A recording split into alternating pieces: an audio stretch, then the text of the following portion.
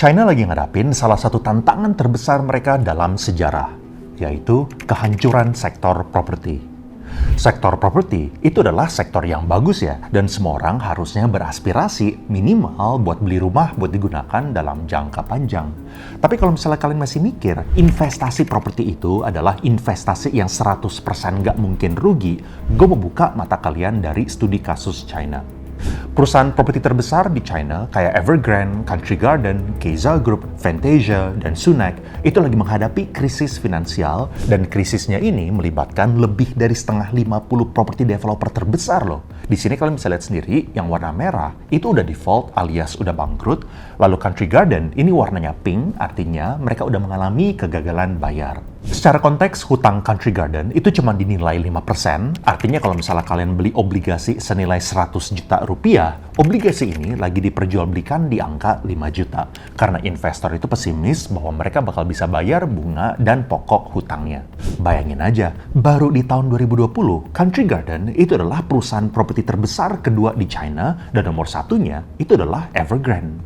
Sejak tahun 2021, pengembang di China itu nggak bisa bayar hutang senilai 115 miliar dolar dari total 175 miliar dolar. Dan inilah salah satu penyebab kenapa ekonomi China itu bisa lagi ada di dalam titik terendah, karena sejarahnya properti itu memberikan kontribusi 30% dari seluruh PDB. Dan di luar dari periode COVID, pertumbuhan China sekarang itu ada di dalam titik terendah sejak 50 tahun terakhir di tahun 1976. Nah, jadi kenapa industri properti di China itu bisa kolaps? Salahnya ada di mana? Gue bakal jelasin semuanya di sini. Let's go! Sebelum gue jelasin kenapa properti di China itu pada kolaps, gue jelasin dulu kenapa industri properti dan perusahaan seperti Evergrande ini bisa mengalami kenaikan.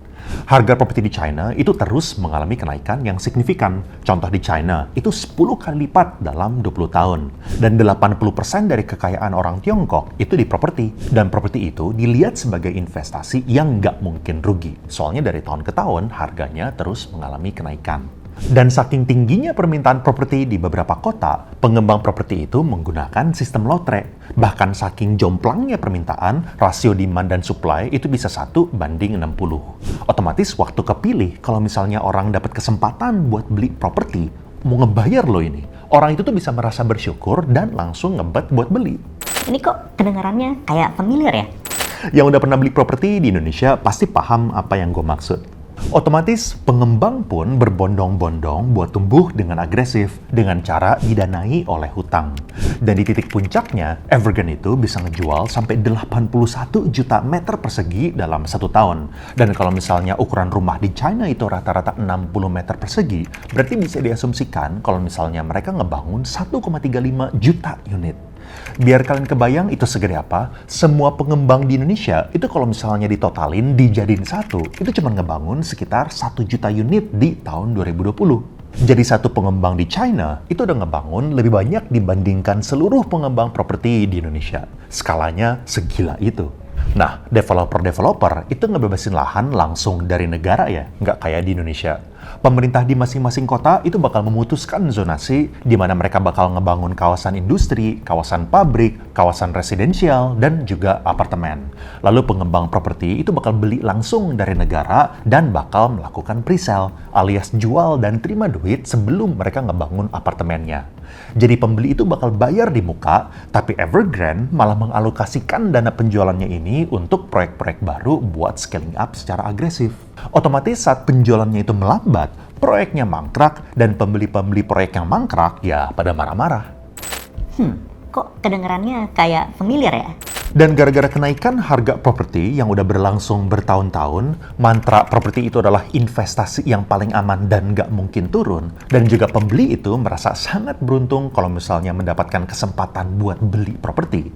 Yang terjadi adalah pembangunan yang berlebihan alias oversupply. Mungkin di antara kalian udah pernah dengar namanya Ghost City, ratusan ribu unit apartemen yang udah terbangun tapi nggak ada yang tinggal di sana.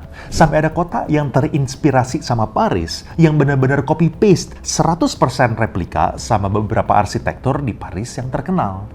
Ada juga mall-mall yang kosong melompong, bertahun-tahun itu ditinggalin sampai ada tanaman liar dan bangunan sekitarnya pun itu nggak selesai-selesai dibangun. Dan sampai ada apartemen yang nggak selesai bertahun-tahun, itu malah akhirnya dihancurin.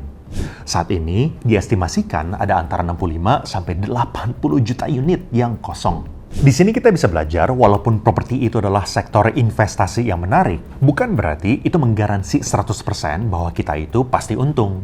Tentu di Indonesia, ini nggak kayak di China ya. Property market kita ini masih jauh lebih baik. Tapi sebaiknya tetap diversifikasiin investasi jangka panjang kita di sektor selain properti. Contoh, kayak di sponsor video kali ini, Sampurna Gold. Sampurna Gold ini adalah anak perusahaan Sampurna yang jualan emas batangan namanya Waris Sampurna. Dan dalam 5 tahun terakhir, harga emas itu udah naik sekitar 74% loh. Dari 500-an ribu sampai saat ini udah jadi 1 jutaan. Jadi kalian bisa pertimbangin emas sebagai investasi yang aman dalam jangka panjang. Dan selain itu, emas juga bisa jadi aset yang baik untuk dijadiin warisan atau hadiah pernikahan keluarga karena nilainya yang terus berpotensi naik. Kalian bisa langsung cek website Sampurna Gold aja, bisa mulai beli dari 0,25 gram sampai 100 gram buat para sultan. Back to the video. Tentu pemerintahan Tiongkok ini pada tahu ya, bahwa kenaikan harga yang terlalu agresif dan perusahaan-perusahaan yang udah kebiasaan ngambil hutang untuk membangun proyek lebih banyak lagi, ini bukan sesuatu yang sehat. Ini makanya di tahun 2020, pemerintahan China ini ngeluarin 3 Red Lines, sebuah ketentuan yang menganut prinsip bahwa properti itu untuk ditinggal, bukan untuk spekulasi. 3 aturannya kalian bisa baca sendiri, tapi intinya perusahaan-perusahaan itu nggak boleh ngutang kebanyakan. Lalu di saat yang bersamaan, pembeli juga dipersulit untuk beli properti. Jadi penjualannya menurun, sentimen pembeli properti itu rusak, dan perusahaannya terlilit hutang. Akibatnya apa? Proyeknya nggak selesai, dan terjadi aksi demo besar-besaran di kantor Evergrande. Tentu presidensi juga tahu keresahan yang lagi dirasakan oleh masyarakatnya. Apalagi dalam beberapa tahun terakhir, relasi China dan Amerika Serikat itu lagi di titik panas-panasnya. Huawei itu di-ban Amerika, dan iPhone itu di-ban penggunaannya dalam pemerintahan China. Dan dua-duanya itu saling panas dalam kasus Taiwan. Jadi China tahu mereka ini bukan di posisi yang kuat saat ini untuk melawan Amerika. Dan malah mereka ini butuh investor-investor asing. Makanya baru-baru ini kita juga dikagetkan, ini secara positif ya, oleh kedatangan presidensi di Amerika di mana dia berusaha untuk memberikan tone yang positif langsung di hadapan CEO-CEO yang ternama. Beberapa yang kalian kenal ada Tim Cook dari Apple, Elon Musk dari Tesla, Satya Nadella dari Microsoft, dan juga Jamie Dimon dari JP Morgan. Dan di sana, presidensi benar-benar berusaha untuk merubah relasi Amerika-China yang belakangan ini lagi memanas dan juga merusak investasi asing yang telah menjadi negatif untuk pertama kalinya sejak tahun 1988. The world needs China and the United States to work together for a better future. We, the largest developing country, that is China, and the largest developed country, the United States, 中美要好好打交道， we must get along with each other.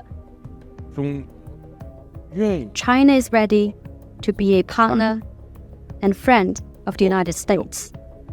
China-US relationship has never been smooth sailing over the past 50 years or more, and it always faces problems of one kind or another. Yet it has kept moving forward amid twists and turns. For two large countries like China and the United States, turning their back on each other is not an option. It is unrealistic for one side to remodel the other, and conflict and confrontation has unbearable consequences for both sides. Planet Earth is big enough for the two countries to succeed, and one country's success is an opportunity for the other. Menurut kalian kayak gimana? Apakah ekonomi China itu bisa membaik? Kalau misalnya menurut gue, mereka akan perlu waktu yang agak lama untuk mendapatkan kepercayaan dari investor dan juga untuk recovery. Anyway, gue sangat rekomendasikan teman-teman di sini untuk nonton video ini. Menurut gue, video ini sangat penting supaya kita itu nggak ketipu sama buzzer atau salah satu kubu capres supaya kita bisa lebih pintar dalam berdemokrasi. Atau kalau misalnya kalian mau nonton podcast gue sama Dr. Richard Lee, kalian bisa klik di sini. Thank you and I will see you guys again in the next video.